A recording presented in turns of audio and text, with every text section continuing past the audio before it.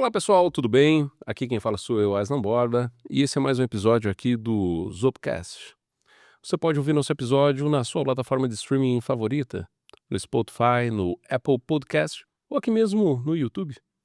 Aproveita aí, você pode mandar esse episódio pro seu colega, né? Pode se inscrever também, fazer um comentário, perguntando, né? Qual que é o convidado que você quer no próximo episódio, algum assunto do seu interesse também. No episódio de hoje eu estou recebendo aqui a Luísa.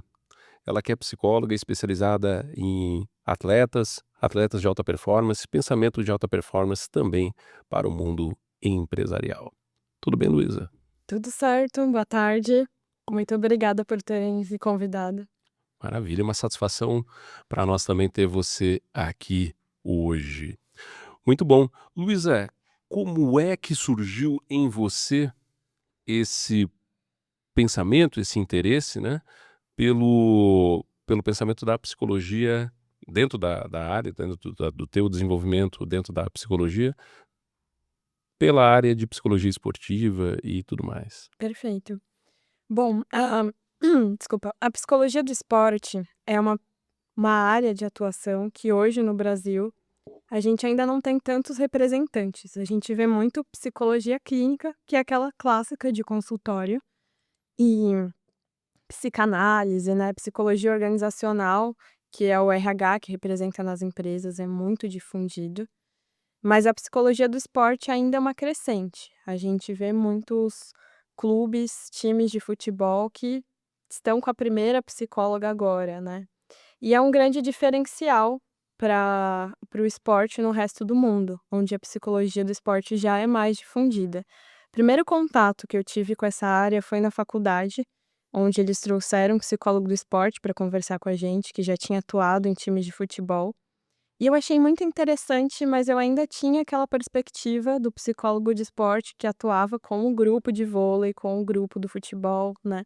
Eu não tinha feito o link disso para esportes que eu me interessava, né, então era algo que chamou atenção, mas ficou guardado ali. E durante a minha graduação, teve a minha fase de desenvolvimento como pessoa também. E durante a minha vida eu sempre gostei de esportes individuais, como dança. E mais ou menos no meu terceiro ano ali de faculdade, eu passei por uma fase onde eu engordei bastante, foi uma fase pós-pandemia, e eu me senti obrigada a me conectar com o meu corpo novamente. E eu percebi vários níveis de benefício com isso. Então eu vi ganho na autoestima, na saúde mental, na disposição, na minha performance até profissional, depois que eu comecei a praticar esporte com mais disciplina mesmo, levando a sério. E aquilo mudou tanto a minha vida que eu me apaixonei pelo esporte. Quando eu vi, eu estava consumindo mais conteúdos de esporte do que de psicologia. Foi então que eu entendi que eu precisava unir essas paixões. Legal, legal. Eu lembro que até na época da última eliminação da seleção brasileira na Copa do Mundo se discutiu muito até a ausência, né, de uma equipe de apoio psicológico dentro da equipe, que não tinha, o técnico não levou e por aí vai, mas em compensação tinha muito livro do Augusto Cury, por aí vai, então o pessoal até questionou esse ponto, né. E exatamente como é que é a atuação de um psicólogo frente a um atleta? Como é que é esse apoio que ele vai dar, diferente de um apoio clínico que talvez a maior parte das pessoas, eu espero, conhece, né, no dia a dia? Perfeito. Eu acho que as coisas se misturam um pouco, porque a psicologia clínica, ela tem um foco em melhorar a saúde mental e o bem-estar do indivíduo. A psicologia clínica, ela não tem foco só em corrigir o que está de errado, né, o que a gente acha, assim, com a saúde da pessoa, mas também melhorar essa saúde. Então o psicólogo do esporte, ele tem a mesma função. Então ele vai ajudar nos pontos de desafio do atleta, mas ele também vai melhorar o que já está bom, ele vai potencializar. Então eu vejo que a atuação do psicólogo do esporte é muito parecida com do da psicologia clínica, só que dentro de outro contexto. Dentro desse contexto do esporte, a gente tem atuação em grupo e individual, dependendo do tipo do esporte. E o psicólogo que vai atender aquela pessoa, aquele atleta em específico, ele vai ter conversas individuais para entender todo o contexto da vida da pessoa. Porque a família vai impactar muito, se essa pessoa tem uma rede de apoio, quantas horas do dia ela passa treinando. Vamos supor que são 6 horas por dia. Será que esse atleta ele tem tempo de preparar a alimentação dele? Ou alguém ajuda? Ou é a mãe? Ou ele é sozinho, né? Ele precisa de outra rede de apoio. Quem mora com ele vai impactar nessa saúde mental, o apoio que ele tem da família ou não, ou a pressão que ele sofre dos pais, de repente. Então tem uma atuação muito sistêmica. Atua até com o treinador daquele atleta, porque o treinador ele pode estar utilizando estratégias de motivação que não funcionam para aquela pessoa. A comparação, por exemplo, o treinador pode estar utilizando isso para extrair o melhor do atleta, mas isso pode estar minando a autoconfiança. Uhum. Então vai entender todo esse contexto, inclusive da equipe. Se essa equipe tem união ou se tem pessoas que estão com uma competitividade negativa, detratores, como que tá aquele clima, contexto de relacionamentos. Então esse psicólogo ele vai atuar em temas gerais da vida do atleta, mas além disso, ele tem uma atuação muito cognitiva que eu acho muito interessante, de compreender funções como atenção, como memória, como agilidade de resposta a estímulo. Então tem treinos até cerebrais, testes psicológicos que são feitos para mensurar essa capacidade do atleta. E daí treinamentos mais específicos para fadiga mental, para agilidade, né, e até para psicomotricidade, porque todo movimento ele começa no cérebro. Uhum. Então como que tá o funcionamento cerebral dessa pessoa que tá mandando estímulo para o corpo, né. Uhum, entendi. E aí quando a gente fala, principalmente pegando carona nessa tua fala final, né, quando a gente vai falar da performance então do atleta, né, já que dentro dessa questão existe todo esse mapeamento, né, e depois no segundo momento esse trabalho, né, tudo isso vai afetar a performance do atleta, né. Correto. Eh, e aí esse trabalho vai obviamente alterar, modificar e ampliar, né, a performance do atleta para um outro nível e por aí vai, né. Eh, como que é a realidade hoje, por exemplo, no Brasil aqui dos atletas em geral? A maior parte tem esse acompanhamento, a maior parte não tem, a maior parte tem um acompanhamento um pouco mais amador, depende muito do nível? Porque você comentou que, né, na faculdade quando você teve isso, foi uma coisa muito talvez ligada aos grandes clubes e por aí vai, né. Uhum. Então como é que tá esse cenário e por aí vai? Tá, bem interessante essa pergunta, eu acho que ela tem 2 camadas, assim. Para você entender, quem utiliza esse Uhum, serviço, a gente precisa entender que tem uma questão de disponibilidade social. uhum, A maioria dos atletas não tem dinheiro uhum, para, de repente, ter um acompanhamento médico adequado, quem dirá um acompanhamento psicológico, uhum, né. Então isso não é uma realidade para a maioria dos atletas, uhum, infelizmente, apesar de ser muito bom. Então, além do recorte social, a gente tem um recorte também de acreditar no próprio sonho, eu diria, de resiliência. Com certeza você tem um amigo que te fala que jogava muito bem futebol ou que era muito bom no basquete e parou porque teve uma lesão, por exemplo. uhum, E às vezes a gente até ri daquele amigo, né? Tipo assim, nossa, fala que tem um histórico de atleta, mas parou e tal. Na verdade, nem era tão bom assim. Mas não é sobre isso. Se você pegar também os atletas que foram até o final, se você pegar a ginasta Rebeca Andrade, por exemplo, ela teve diversas lesões. O que diferencia ela daquele cara que teve uma lesão e parou? A resiliência no próprio sonho. Então tem essa questão também, das pessoas desistirem dos sonhos, por desafios, né, e por não acreditarem no próprio potencial. E um dos aspectos que está aí no meio é justamente o acompanhamento psicológico. Se você comparar a Rebeca com outros atletas, a Rebeca teve acompanhamento, se eu não me engano, desde os 8 anos de idade, desde quase que desde que ela começou, né. entendi. Então, quem tem esse acompanhamento, quem tem essa oportunidade, seja do próprio bolso ou seja financiado por alguma marca ou por algum clube, isso realmente diferencia a pessoa. Uhum. Tem o recorte de acreditar no próprio sonho e tem o recorte também de não ser um assunto muito difundido.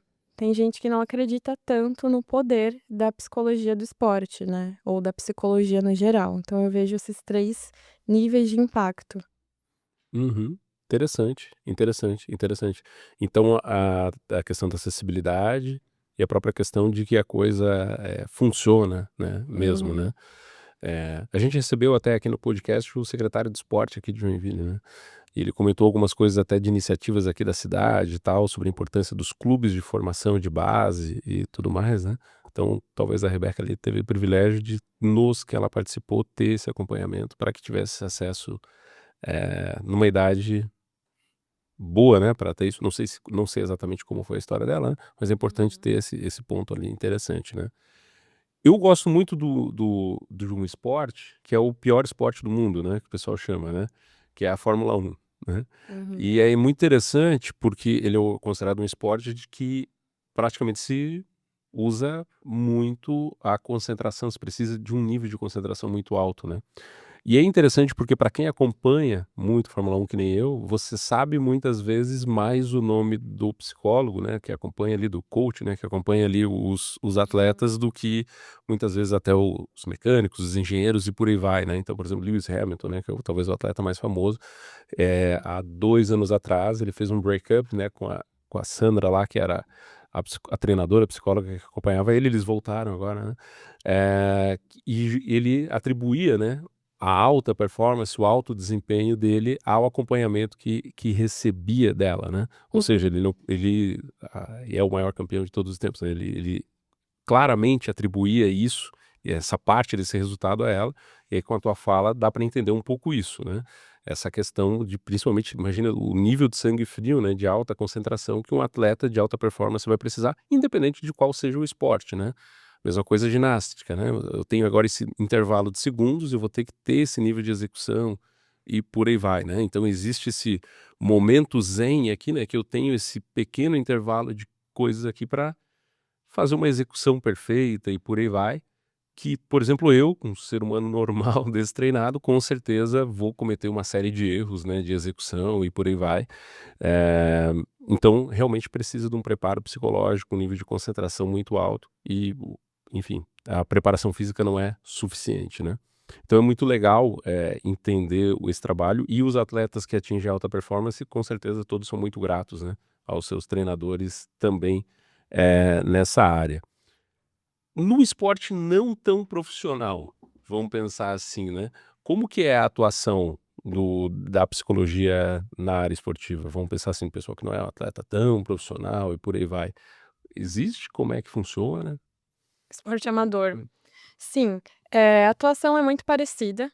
Talvez a gente não vá num nível tão profundo, assim, de avaliar a sua atenção, a sua memória, Uhum. né, e utilizar eletrodos para melhorar a performance cerebral, mas a gente vai entender todo o contexto de vida da pessoa e principalmente a importância do esporte para a vida daquele ser humano, né. Uma coisa que eu ouço muito é: "Nossa, você trabalha, você estuda", principalmente na fase que eu estava na faculdade fazendo TCC, "como você faz tudo e ainda treina?". E essa pergunta, ela tá errada. Eu treino e é por isso que eu faço Legal. tudo, né. Então você compreender a importância daquilo para sustentar todo o estilo de vida da pessoa, porque muitas vezes aquilo dá propósito para a vida dela, apesar dele ser um atleta amador, né. E dentro do nível de importância que o esporte tem para a vida daquela pessoa, a gente vai trabalhar. Também não posso pegar um atleta amador que não tem pretensão de ir para alto rendimento, não tem pretensão de ir para o nível olímpico e colocar pressão nessa pessoa. Uhum. Porque eu posso estar tirando justamente o hobby e a maior fonte de prazer da vida dela, né. Então vai muito de compreender todo esse contexto e ajudar para que as outras coisas da vida não atrapalhem.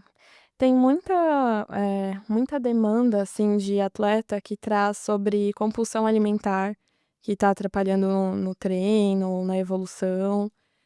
Fadiga mental é algo que eu ouço muito também, e a pessoa ela não identifica que ela está com fadiga mental, ela identifica que ela não está conseguindo evoluir. É um atleta amador, não quer se profissionalizar, mas quer competir ali, né, competições mais regionais. Uhum. E trazem essas dores. Então a gente identifica todos os desafios e a gente vai trabalhando dentro deles. E muitas vezes o que faz aquele desafio aparecer no esporte é uma demanda da vida pessoal. Então é um problema no trabalho, é um problema no relacionamento que gera ansiedade e gera compulsão alimentar. Então é por isso que o trabalho do psicólogo é fundamental. Interessante, interessante. E aí vai sendo tratado clinicamente, vamos dizer assim, né, para ser, resolvido esse ponto. E aí melhora a performance do atleta e ele vai resolvendo isso. Exatamente. Nesse aspecto, o que a gente pode trabalhar, pegando o exemplo da compulsão alimentar, eh, são algumas estratégias de equilíbrio emocional, Uhum, mas não de controle. Eu tô até para fazer um vídeo sobre isso, a gente tem que desapegar do controle, né. uhum, Desapega da porra do controle, porque assim é uma ilusão. A gente acha que a gente controla a nossa vida, mas uhum, a gente só tem controle sobre os nossos comportamentos e olhe lá, porque quando você tá com compulsão alimentar, você não tá controlando seu comportamento, uhum. está no momento de descontrole, né. E se você tenta se controlar nesse momento, você gera uma autocobrança e uma pressão que faz você querer comer mais ainda. Então o correto nesse momento é você saber que você não vai ter controle de tudo na sua vida e você criar estratégias para quando isso acontecer. Então eu sei que em algum momento eu vou ter um descontrole alimentar. Ninguém é robô, ninguém é perfeito, Uhum. né. E eu encontro com a pessoa estratégias que funcionam para ela, mas eu vou te dar um exemplo. Muitas vezes, quando você está com um impulso alimentar, não necessariamente a compulsão, você tem a tendência de querer estar mastigando algo o tempo inteiro. Então você pode ter chiclete sem açúcar na sua bolsa, você pode ter uma barrinha de proteína, opções mais saudáveis, você pode utilizar uva congelada ou pipoca, que são coisas que têm alto volume, dá para você ficar mastigando um tempão sem ingerir um alto nível de caloria, sem precisar comer uma barra de chocolate inteira, por exemplo. Claro Uhum. que você pode comer um pedaço da barra, né, que o caminho também não é a privação. Mas quando você vê que realmente tá fugindo do seu controle, você tem as suas estratégias prontas, porque você sabe que isso vai acontecer, não pode ter essa ilusão, sabe, que eu vou estar sempre controlada. Entendi, entendi, entendi, entendi. E aí você vai mapeando isso individualmente ali para cada caso e Sim. questão ali do atleta. Até porque não tem receita mágica, Uhum. e a estratégia que funcionou com você um dia pode não funcionar amanhã, porque o nosso cérebro prega peças na gente, né. A gente já sabe a estratégia que a gente traçou e a gente tem a autossabotagem que faz a estratégia parar de funcionar e a gente arruma um jeito de burlar o sistema que a gente fez, né. Uhum. Então, por isso que o trabalho de psicologia ele é um trabalho contínuo, porque a gente vai acompanhando isso sempre, né. Entendi, entendi. Uma característica, que é bacana da pessoa que tem a prática esportiva e talvez é o que vai diferenciar ela mais da pessoa sedentária, é justamente o fato de que, como ela sustenta e mantém, né, uma prática, ela em geral são pessoas que em geral, né, e nos aspectos da vida, ela tendem a não desistir das coisas, né. Uhum. Tanto é que muitos dos amigos empresários que eu tenho e tudo mais, gostam de contratar pessoas que realizam prática esportiva e tudo mais, por essa característica e por aí vai. Você, como pessoa profissional da psicologia, isso é um fato? Existe essa tendência? Existe essa correlação? Ou nem tanto? Isso muitas vezes é muito enviesado só para a área do esporte? O que que você tem para dizer sobre? Essa pergunta é muito complexa e muito boa. Eh, Quando a gente olha para um atleta de alto rendimento e uma pessoa que já chegou lá, que já conquistou, que já venceu alguns campeonatos, ela é uma pessoa que não desistiu. Teve vários pontos de saída e ela continuou.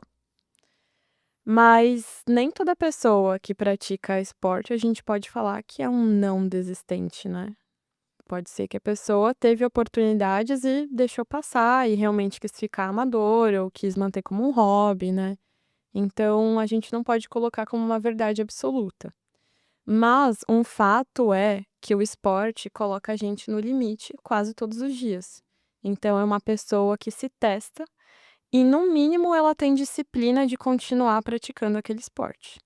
Uhum. Então, de qualquer forma, é um ponto positivo e é um critério interessante de analisar as pessoas. Mas a gente pode encontrar isso em outras pessoas, como, por exemplo, pesquisadores. Eles têm muita disciplina no propósito deles, eles querem encontrar a cura para aquela doença e eles estão todos os dias lá, não importa o que aconteça, com baixo investimento, né. Então, pode ser uma verdade, mas a gente não pode Sim, sim, não é a única. colocar de forma determinista, assim, né. Uhum. Entendi, entendi, entendi.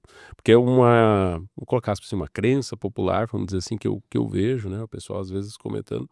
Eu aproveitar, né, que você é meio que Uhum, especialista no assunto, vou perguntar se a gente pode partir do suposto que isso tem algum grau de indício, né, uhum. para a gente determinar, né. Realmente, algum nível de disciplina, né, de preservar e manter, né, ali Sim. o esforço e tal, a gente pode considerar, né. Uhum, Legal. Você trouxe ali no exemplo que você deu, do pessoal que pratica esporte amador, alguns casos, algumas coisas, né, que, eh, você pode identificar durante um caso, uma investigação de caso clínico ali durante o diagnóstico, né.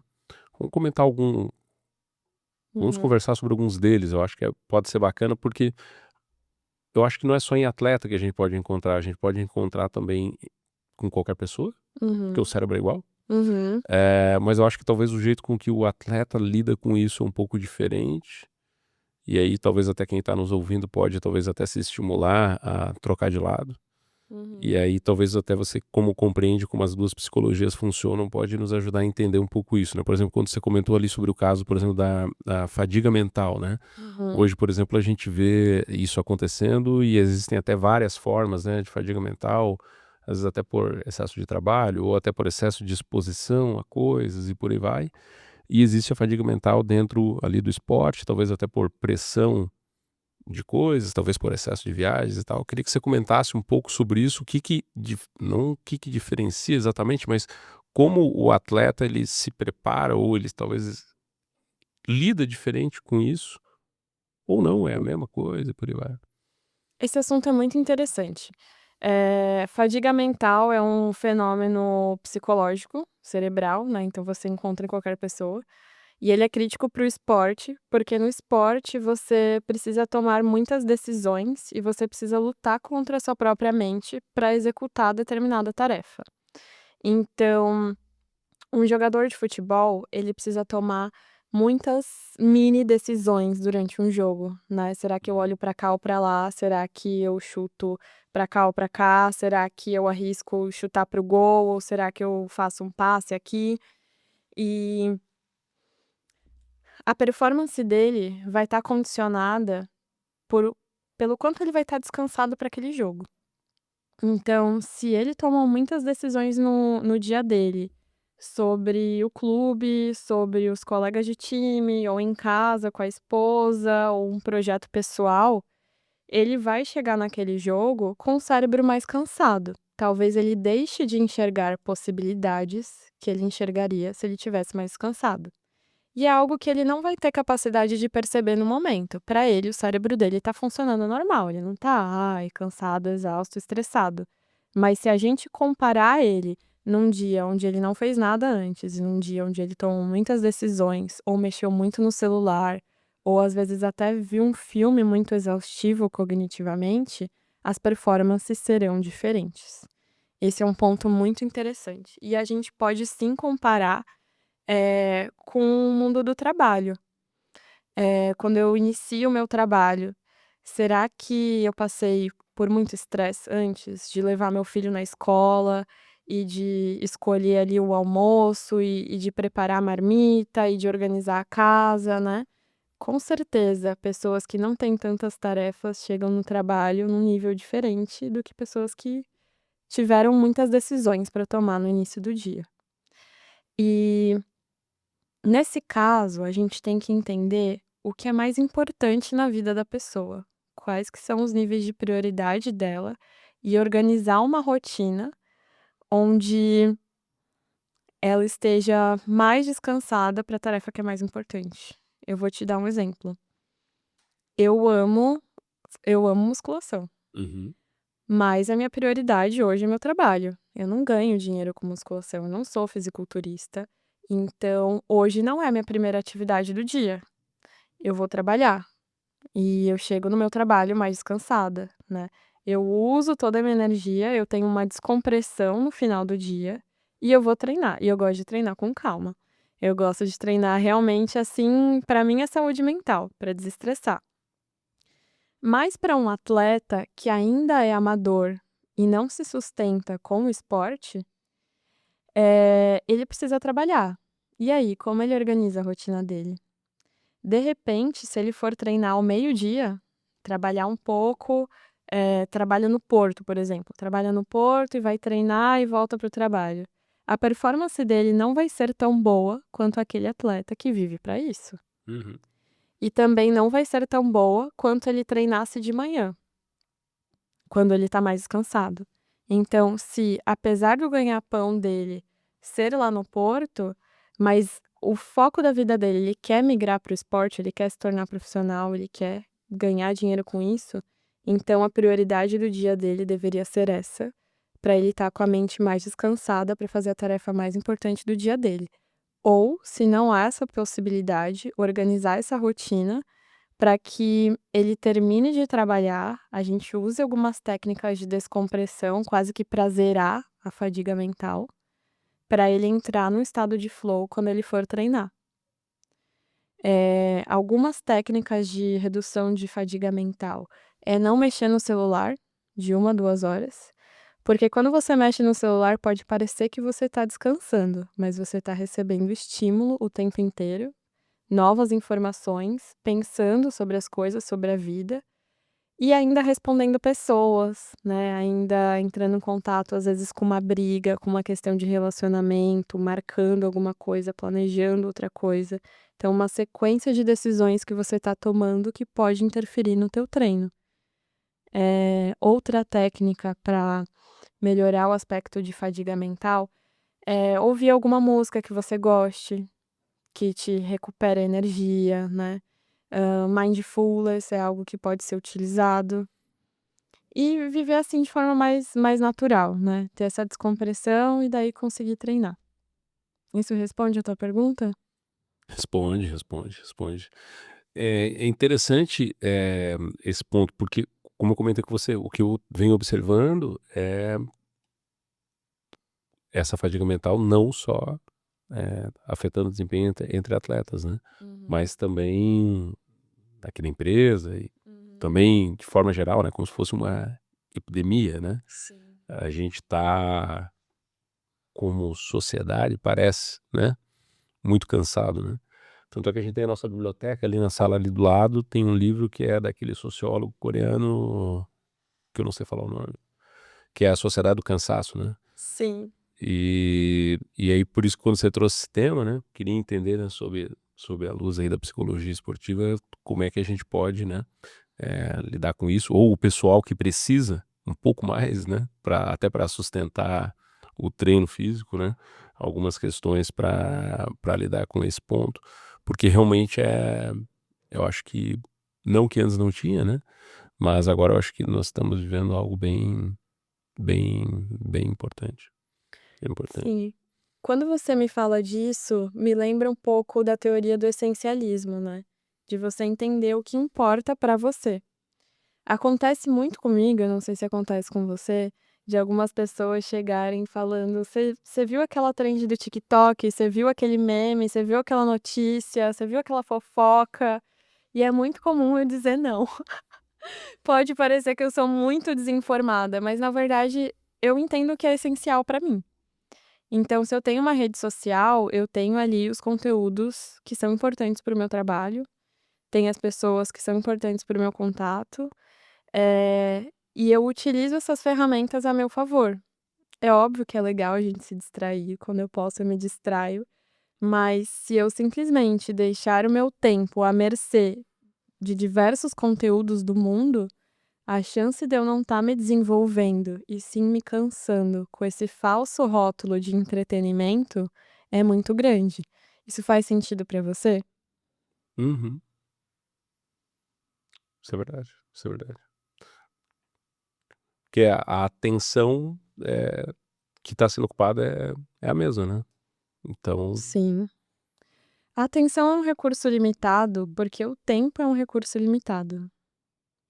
A gente tem a falsa impressão que eu posso prestar atenção em várias coisas ao mesmo tempo. Você pode, mas o seu percentual de atenção vai sendo dividido. Então você não está absorvendo tanto assim aquilo, né.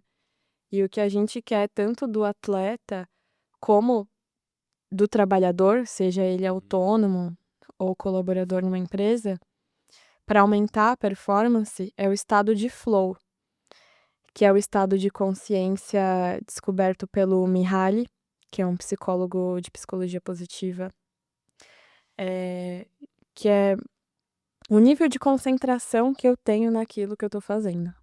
Quanto mais concentrado você tiver, mais rápido o tempo vai passar para você. Às vezes você fica horas naquela atividade, com certeza já aconteceu com você, de você estar tão concentrado, gostando tanto do que você está fazendo, que você perde a noção de fome, perde a noção de tempo, né. E normalmente as maiores descobertas do mundo, dos gênios do mundo, e também os maiores, atingimentos, assim, eh, do esporte têm a ver com isso, com o nível de concentração e o nível de flow, né. E você entra nesse nível quando você tá com menos fadiga mental, quando você gosta do que você tá fazendo, quando você entende que aquilo é importante pra você, quando aquilo tá linkado com o seu propósito de vida e quando você tá com condições ambientais corretas para aquilo também. Então é isso que a gente quer do atleta, é isso que a gente quer do nosso trabalho, né, que seja prazeroso pra gente e que gere performance. Bacana, bacana, bacana. Essa pecha, né, de alta performance, né, ela é uma palavra muito sexy, né, Uhum, principalmente em ambiente profissional, de trabalho, nesse C-level que vem subindo, né, então o pessoal abre uma pequena empresa, ela vai ficando um porte médio, o pessoal vai ficando uma síndrome de pequeno poder, ele vai procurando essa palavra de alta performance. Muitas vezes corre o risco de ir procurar essa tal da alta performance e talvez em lugares meio obscuros e por aí vai, né. Você como uma psicóloga, inclusive, né, aqui especializada em alta performance, né, no sentido, né, cognitivo de esportes, que eu acho que talvez é onde nasceu essa questão de estudar a mentalidade de quem busca alta performance, quem buscou a alta performance primeiro, né, foram ali os atletas. Eu acho que os militares também estudavam um pouco, o cara que pilota caça deve ter uma cabeça também que faz essas micro decisões e tal, né. Eh, Imagino que quem está nos ouvindo talvez já deva ter procurado, ter pensado, né, mas não é um esportista, né, uhum, é uma pessoa que quer no trabalho e tudo mais, procurar, por exemplo, né, esse estado de flow, um estado de alta concentração e por aí vai. Vou colocar aqui uma aspas, análogo, né, a como se fosse um esportista de alta performance. Então quer ser um executivo de alta performance, quer ser um C-level de alta performance e por aí vai, buscando então encontrar essa mentalidade de alta performance, uhum. encontrando a ressignificação disso, seja lá o que isso signifique, né. Eh, Qual que é o caminho, Luísa, né, sob o olhar da psicologia, dessa expressão, pra até para ajudar a nossa audiência a talvez buscar o lugar correto de encontrar ajuda nesse sentido, né? Uhum. Bom, o caminho com certeza é conversando com psicólogos e com Uhum. pessoas de referência na própria área. Certo. Então, se eu tenho uma empresa, de marketing, não adianta eu buscar num coach que nunca teve contato com o assunto, que nunca fez uma faculdade de psicologia e também não entende nada de marketing, perguntar para ele o que é alta performance. Ele vai vir com as ferramentas dele, que com certeza alguma coisa ele estudou para fazer isso, né? Mas são ferramentas que muitas vezes não vão funcionar naquele contexto. Uma das premissas da psicologia é contextual, né? A gente fala que a psicologia é biopsicossocial. Então, a gente estuda o contexto biológico, psicológico e social do ser humano. Se eu contrato um profissional que não entende do contexto biológico, nem psicológico, nem do contexto social, nem da área técnica do meu trabalho, como eu espero que as técnicas dele funcionem? Com certeza pode ali ser um treinamento legal, ele cria um grito de guerra, na hora vai ser massa, mas qual que é a sustentabilidade daquilo que ele criou, né? Como que esse comportamento de verdade se instaura nessa empresa? É difícil a gente comprovar essa eficácia, né? E a psicologia é uma ciência e uma profissão. Então, tudo que o psicólogo traz é muito embasado. Então, eu recomendo a gente ir muito por esse caminho. Eh, Então, outra coisa que a gente precisa entender é se essa alta performance acontece a qualquer custo, muito provavelmente ela não se sustenta.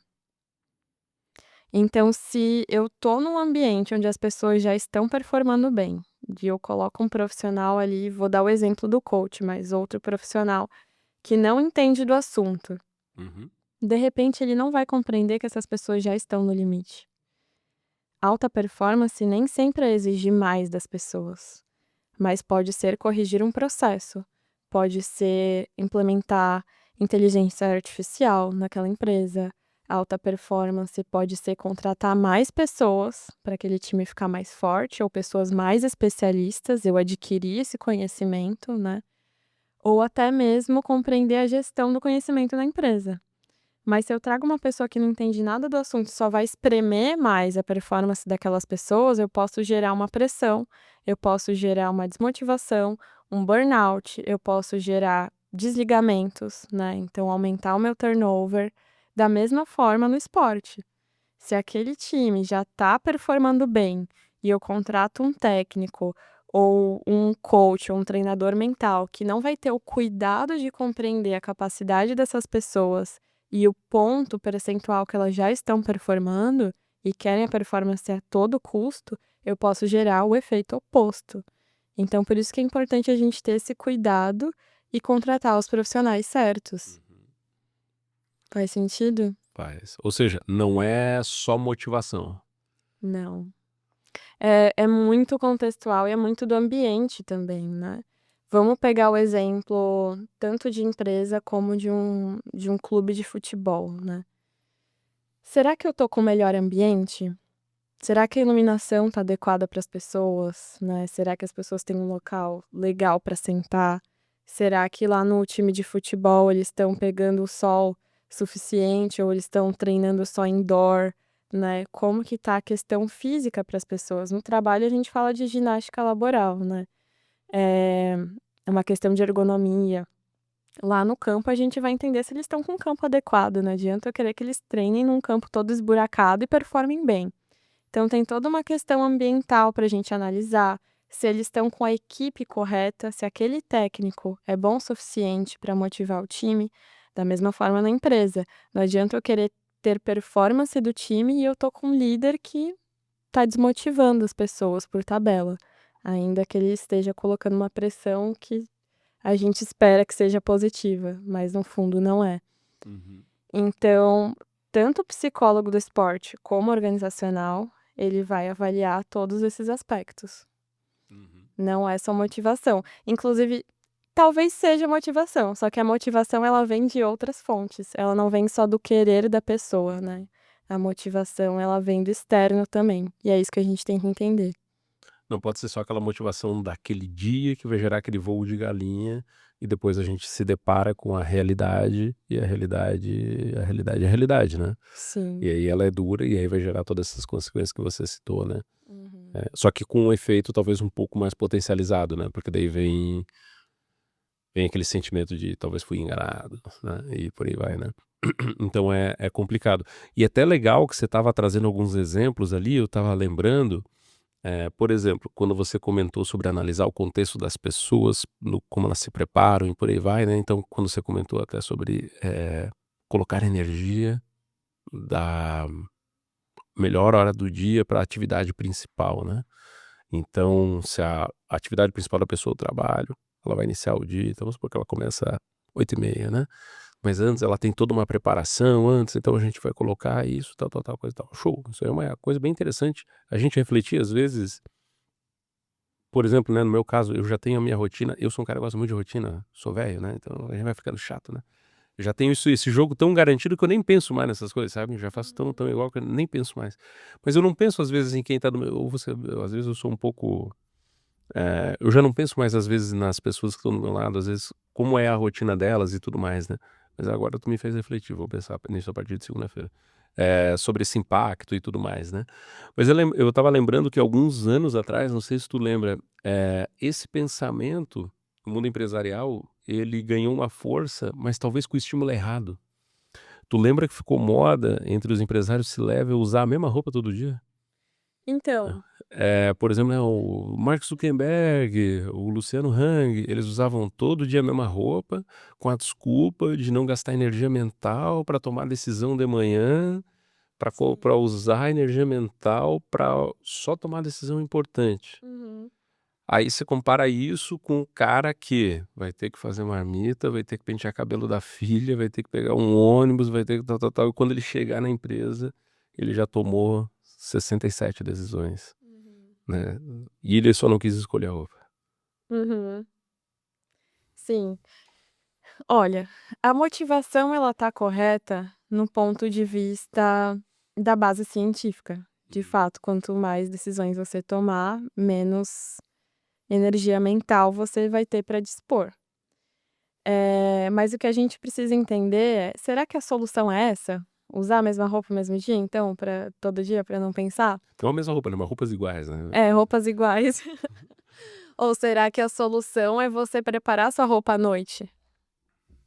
Uhum. Ele poderia preparar uma roupa diferente à noite, antes de dormir, que ele não vai precisar pensar nisso de manhã. Ou essa pessoa que, cara, ela não tem escolha, ela tem que levar a marmita para o trabalho, ela tem que pentear o cabelo da filha e ela tem que levar a filha na escola todo dia. Então, eu como psicóloga não posso chegar para ela e falar para ela tomar menos decisões, mas eu posso, dentro do contexto dela, ajudar a organizar a rotina dentro do possível, para que aquilo fique automatizado e ela precise tomar menos decisões. Você mesmo disse, para você a tua rotina tá Uhum. automática. Você não sente que você tá tomando decisões. Talvez você tenha otimizado muito ela Uhum. e não precise mais disso, né, desse trabalho. Mas muita gente precisa. Então eu acho que a saída e a solução talvez seja diferente. Inclusive, usar roupas diferentes pode te motivar. Se você for uma pessoa que gosta da estética, da moda, né? Talvez para Carol Pfeifer, que sempre usa roupas assim muito diferentes, para ela, inclusive, faz bem ela gastar energia com essa tomada de decisão, porque a roupa empodera ela. Então ela tem um posicionamento diferente, já tá talvez até uma performance melhor, quando ela chega no trabalho com aquela roupa que ela queria usar, né. Então a base e a motivação faz sentido, mas a aplicação talvez seja meio genérica, digamos assim, meio batida. Faz sentido pra você? Eu acho que é mais marketing do que de fato performance, sabe. É. Eu acho que é mais um pouco no final a pessoa acaba virando um personagem da Turma da Mônica pra mim, sabe. Uhum. Apesar de que, eu não sou muito diferente, tá. Mas enfim, eh, não sei qual que é o impacto, real e tudo mais, mas eu só achei interessante quando você estava comentando, né, o pessoal Uhum. acabou eu lembro que alguns 2 anos atrás, acho que você lembra, né, Uhum. acabou circulando bastante esse ponto, e aí eu lembrei dessa questão. E enfim, eu achei um pouco provavelmente quem criou essa ideia, criou um pouco baseado nisso, e o pessoal foi indo, aí, enfim, os grandes vão fazendo e a gente vai os pequenos vão imitando e É, Você sabe como é que é o mundo corporativo, né? Daí vai ficando essa. o que acontece é que você pega um insight bom e você encapsula uma solução milagrosa, né, e vende como uma pílula mágica para as pessoas. Então, realmente é muito marqueteiro esse tipo de conteúdo. E a psicologia ela vai contra isso, né, ela vai muito na individualização, o que funciona para você. É, foi a leitura que eu fiz já na época do tipo, pô, cara, um cara de 30 anos, eu não sei se a gente precisa economizar isso daí, sabe? Mas enfim, É engraçado, né, chega a ser engraçado. eu acho que, enfim, não é o que vai ganhar o dia, não é o que vai salvar o dia e por aí vai, sabe? Uhum. Luísa, a gente estava conversando agora então sobre essa questão da alta performance no mundo empresarial. Perguntei para você isso sobre a luz da psicologia. Onde procurar? Você comentou para procurar psicólogos, né? Uhum. Hoje, a maior parte dos psicólogos do Brasil está pronto para atender os empresários nesse sentido ou ainda nem tanto? Ainda é um assunto novo? Eu diria que a psicologia organizacional é bem mais, eh, desenvolvida do que a psicologia do esporte. É? É muito mais difundida, na verdade. Então, existem muitos profissionais que trabalham em empresas com cargos até de RH, mas são psicólogos Uhum. e conseguem atender bem essa demanda. Quando eu digo assim, no ponto de vista de performance empresarial. Mas se você fala de atender o empresário, né, atender o executivo, daí no caso eu recomendo que ele procure tanto a psicologia clínica ou psicólogos especializados nisso. Tem psicólogos, assim, de sucesso como, o Aislan, e eu não lembro até o nome do outro psicólogo, mas é um bem famoso na internet, depois vocês colocam a foto dele aqui. Mas eles atendem empresários, então eles estão acostumados com esse tipo de demanda, se especializaram nesse nicho. Assim como tem psicóloga clínica especializada em crianças, em TEA, em ansiedade, em depressão, ou em público só feminino ou público só masculino, né, também tem psicólogos especializados em executivos. Então é uma boa fonte de conhecimento, assim, de confiança, sabe. Boa. Mas então já está surgindo um mercado de psicólogos se especializando nesse tipo de atendimento. Sim, com certeza. E inclusive, a psicologia nesse caminho, ela vai de compreender a atividade do comércio da pessoa, né, da empresa da pessoa, e compreender também o estilo de vida que ela quer levar. Porque nem todo empresário quer viver pela empresa. Uhum. Muitas vezes ele tem a empresa como um meio de atingir um propósito maior, tanto de vida dele ou de impacto social, né. Tem empresários que, por exemplo, querem ter uma boa renda, fazer a empresa girar de forma sustentável, autoeficiente ali, e viver no mato, e morar no sítio. Tem muito empresário assim, com certeza você conhece gente assim também, né, Uhum. que tem esse ponto de vista mais disruptivo, assim.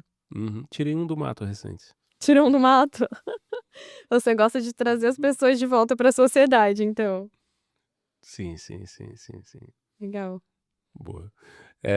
Entendi, entendi. Então, mas é bom saber porque até conversando com alguns colegas, a gente encontrou um pouco de dificuldade em encontrar, não vou dizer encontrar, né, mas, um colega manifestou, assim, um pouco de dificuldade em encontrar, psicólogos especializados, né, Hum, nisso e tudo mais. Eh, Dentro das organizações a gente encontra muito psicólogo trabalhando em RH, né, e nisso eu acho que isso show, tá bem uhum. bem consolidado, né, mas ligado nesse tipo de acompanhamento é bacana. Eu vejo que também tem muito receio e preconceito de alguns, ligado talvez a sigilo e esse tipo de coisa, eu acho que esse é o grande preconceito, talvez, que tem que Uhum. ser quebrado, mas aí eu fico me perguntando por que que daí para o coach a pessoa abre o coração, mas tudo bem. Não sei se é não sei se é a brasa no pé deixa o pessoal mais É uma boa tranquilo, pergunta. né. Mas, enfim, eu acho que existem algumas questões, assim, que precisam ser vencidas, mas eu acho que eu tava conversando recentemente sobre esse tema, né, com alguns amigos pra tentar entender, e alguns relataram, né, essa dificuldade em encontrar, eh, aqui na nossa região, né, Uhum, eh, alguns especializados. Por isso que eu perguntei pra você se sim. era uma área muito nova, se era uma área muito vasta e tal, né. Olha, o que eu vejo é que é di é difícil para o psicólogo se divulgar. Existe toda uma questão, assim, do conselho de ética de psicologia, assim como tem o conselho de ética de medicina. Uhum, Então é comum profissionais da saúde não utilizarem muito do marketing a seu favor. Isso começou a mudar agora. uhum, Eh, então é muito difícil um profissional se posicionar e se lançar no mercado falando que ele atende executivos e que ele é bom nisso, né. uhum. Tenho certeza que poucas vezes você viu psicólogos se posicionarem dessa forma.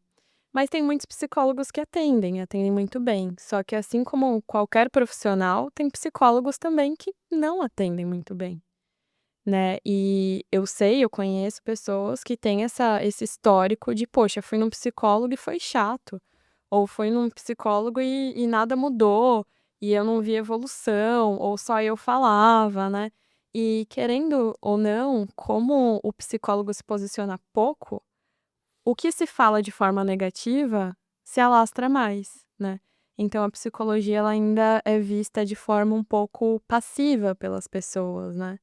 E não é uma verdade, existem diversas abordagens de psicologia e eu, por exemplo, eu sou uma psicóloga que eu falo muito, eu sou muito direta, eu pontuo muito nas sessões, até por eu ter essa vivência organizacional e atender executivos dentro das empresas, eu acho que eu até moldei um pouco o meu perfil, né.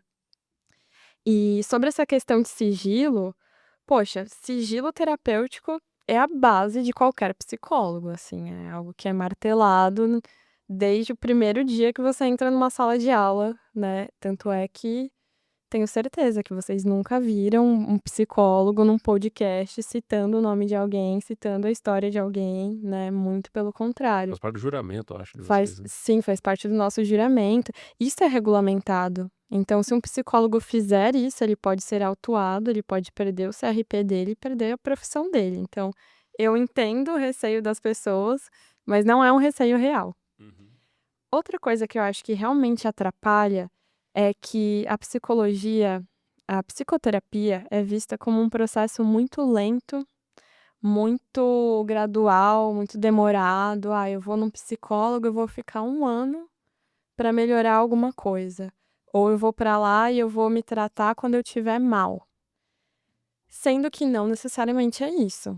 Os meus pacientes, eles evoluem muito rápido, até mais rápido do que eu gostaria, porque eu fico com uma rotatividade de clientes alta, né, de pacientes alta. Justamente por isso, porque eu tenho uma abordagem mais direta. E o que o coach vende é uma solução rápida. O que ele fala para a pessoa é que você vai entrar aqui, em 1 mês você vai ser uma pessoa diferente. Em 2 meses eu curo a sua depressão. Infelizmente é por isso que o coach hoje ele tem mais apreço no mercado do que o psicólogo, porque ele não tem uma regulamentação, como a gente tem o CRP, e por isso ele não tem limites no marketing dele, inclusive para falar besteira e para vender solução ineficaz. Uhum. É por isso que muitas pessoas buscam outros profissionais do que os psicólogos, né. Então eu entendo que tem essa questão de ter psicólogos bons e ruins, assim Uhum. como toda profissão, e tem a questão que o psicólogo precisa aprender a se vender um pouco mais e as pessoas desconstruírem essa imagem, entender que sim, existe psicoterapia breve, sim, existem psicólogos que estão acostumados a atender a sua demanda, e é justamente por conta do sigilo que você não ouve falar. Todos os tipos de abordagem de psicologia vão funcionar nesse cenário? Você pergunta se todas as abordagens vão funcionar para executivos ou se É. todas podem ser mais diretas? Não, se todas são indicadas, assim, pra esse tipo de público. Depende do objetivo da pessoa, porque se eu sou uma executiva e a minha demanda é performance, eu posso procurar uma psicóloga especializada em psicologia, positiva ou psicologia ligada à performance. Mas se eu sou uma executiva e eu tenho muitos problemas familiares, de repente eu não tenho tanto suporte para focar no meu trabalho, uma psicóloga com uma abordagem generalista, assim, uma abordagem normal, TCC, humanista, pode me atender também. Então depende do meu objetivo. Ou se eu quero alavancar minha carreira, então o ideal é que eu busque uma psicóloga especializada em orientação profissional. Então não depende tanto do público que você é, mas do objetivo que você tem, eu diria. Uhum. Ou seja, não está fechado dentro de uma abordagem dentro da psicologia. Não, Todas, vou colocar aspas aqui, a maioria, ou todas talvez, estão aptas a atender, dependendo do objetivo que a pessoa tem naquele momento da vida dela. todas podem atender seu problema. Eu acho que umas podem atender mais rápido e outras talvez demorem mais. Por exemplo, a psicanálise é uma abordagem que vai auxiliar você elaborar a tua autoanálise, então o propósito e o objetivo que se atende é muito bom, mas para chegar lá, você analisa muito os teus padrões de infância, os teus padrões com seus pais, enfim, todo o seu desenvolvimento. Então, você analisa muita coisa para você chegar nesse nível de aptidão. Já a TCC, a psicologia positiva e as abordagens de psicologia mais atuais, elas têm foco mais no teu dia a dia e nos seus objetivos. Então, talvez ela sane os teus problemas mais rápido. Então, eu diria que todas as abordagens vão atender ao objetivo que você vai trazer, só que umas são mais eficazes dependendo do tipo do problema. Faz sentido? Faz sentido. Você já fez terapia? Já fiz terapia. Qual abordagem você fez? Gestalt. Você gostou? Gostei. Eu gosto da Gestalt também, acho bem interessante. Mas eu tenho uma opinião meio polêmica sobre abordagens. Eu acho que os psicólogos, eles não deveriam se fechar em apenas uma abordagem. Sabia que isso é um ponto de vista muito brasileiro? Ah, é? Sim, em outros países, psicólogos, eles se especializam ou numa demanda, num público, como você falou, Uhum. ou numa fase do desenvolvimento, né? Eu atendo luto, ou eu atendo pessoas idosas, ou enfim, né? Inclusive, nos Estados Unidos, o psicólogo e o psiquiatra, eles têm uma atuação parecida, se mistura um pouco. Então, não é no mundo inteiro que é que nem aqui no Brasil. E essa questão da abordagem, ela é um pouco complicada, porque assim, eu sou humanista, mas eu bebo muito da TCC. Eu não vou me fechar numa abordagem só, porque não é seguindo só numa linha de raciocínio que eu vou atender o problema do meu paciente, até porque ele pode ter mais de um problema, e é comum, as pessoas têm vários problemas e elas vão mudando o tipo de problema ao longo da terapia. Quem dirá atender todos os meus pacientes com a mesma abordagem, que são pessoas diferentes. Com cada uma vai funcionar uma abordagem diferente. Então, eu gosto de ser humanista justamente por isso, porque o humanista, ele tem essa flexibilidade de se adaptar ao paciente. Então, eu vejo muito o ritmo da pessoa e eu vou seguindo conforme isso. Exige uma percepção muito aguçada e conhecer várias ferramentas e aplicar elas no momento exato. Você já tinha ouvido falar disso? Não tinha ouvido. Tomara que eu não seja cancelado. Espero que não. Com certeza não. Espero que não. Interessante. O Brasil, ele tem essas características da gente, principalmente profissões que são muito regulamentadas, né, de sempre tentar colocar o máximo na caixinha para, né, a gente criar reservas de mercado, né, infelizmente, né, Sim. criar barreiras de entrada e por aí vai, né.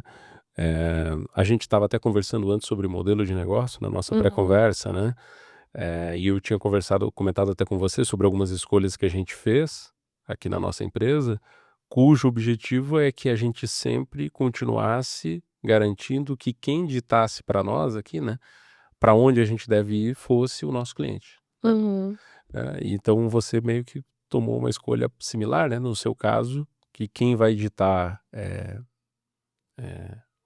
a desculpa, agora eu tive uma O falha. ritmo da terapia ou a A abordagem. abordagem, né, é o teu paciente, né, não Uhum. necessariamente a escolha, né, que você fez ali, né. Então, eu acho que isso que é o correto, vamos dizer assim, né, Uhum.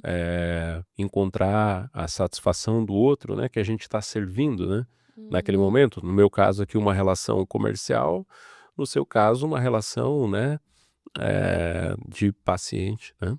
Então, no que a gente, né, que tem essa relação de serviço, né, que tem essa relação de servir, que Uhum. escolhe, né, esse tipo de profissão, tem que adotar essa postura, né.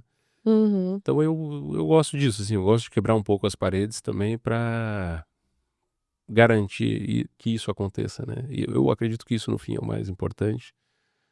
Eu gosto de falar uma frase aqui, né, que o ato é mais importante que a liturgia do ato, né. Então, né, o que está escrito é ok, mas, né, o que aconteceu é mais importante do que o que escreveram que aconteceu, né. Sim. Então, é mais ou menos o que eu acredito. Boa. Pessoal, a gente tá batendo um papo aqui muito interessante. Ela nasceu de um jeito, foi indo para um outro lugar, foi indo para outro lugar. A gente conversou muito sobre algumas coisas interessantes, em especial sobre a coisa mais importante, que é aquilo que fica no meio dos nossos dois olhos, né? Que é a nossa cabeça aqui. É, Luísa, se alguém quiser continuar essa conversa aqui, quiser tirar alguma dúvida com você, quiser conversar com você, onde a pessoa pode te encontrar? Legal. O local de mais fácil acesso é no Instagram, @psi.luizaoliveira.